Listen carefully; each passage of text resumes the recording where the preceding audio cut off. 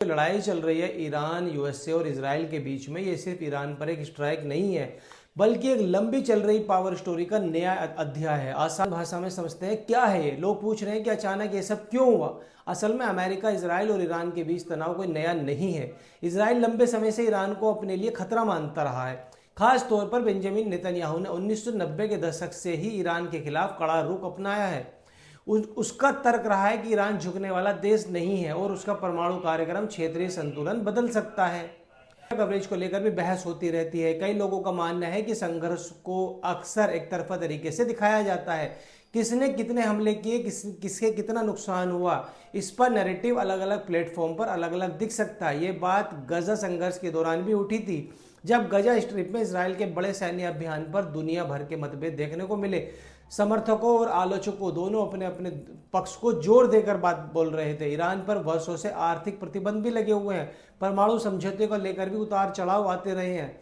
2015 में ईरान और विश्व शक्तियों के बीच हुआ समझौता joint comprehensive plan of action बाद में अमेरिका के हटने के कारण विवादों में आ गया। इस बीच सीरिया, इराक और लेबनान जैसे देशों में प्रॉक्सी संघर्ष के आरोप भी लगते रहे।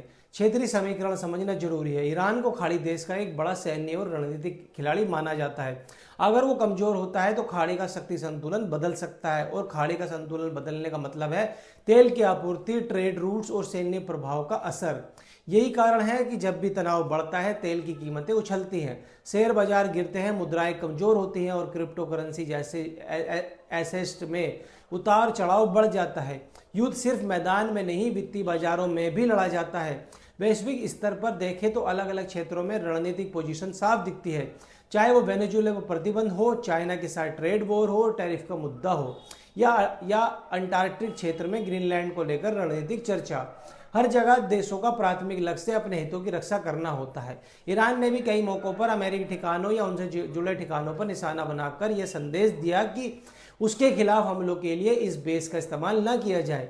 इसके बाद खाड़ी देशों के एयर स्पेस बंद होने, उड़ानें रद्द होने और क्षेत्र में तनाव बढ़ने जैसी खबरें सामने आई। आम आदमी से लेकर यह समझना मुश्किल हो जाता है कि कौन सही है और कौन गलत है। हकीकत यह है कि जियोपॉलिटिक्स शायद ही कभी पूरी तरह काला या सफेद होता है। हर देश अपने राष्ट्रीय हित के हिसाब से फैसले लेता है, लेकिन जब मिसाइल चलती है तो असर सिर्फ सीमाओं तक सीमित नहीं रहता। बाजार प्रतिक्रिया देते हैं, वैश्विक सप्लाई चेन प्रभावित होती है और निवेशकों की रणनीति बदलती है। पावर शिफ्ट होती है, इतिहास लिखा जाता है और हर देश अपने भविष्य को सुरक्षित करने की कोशिश करता है।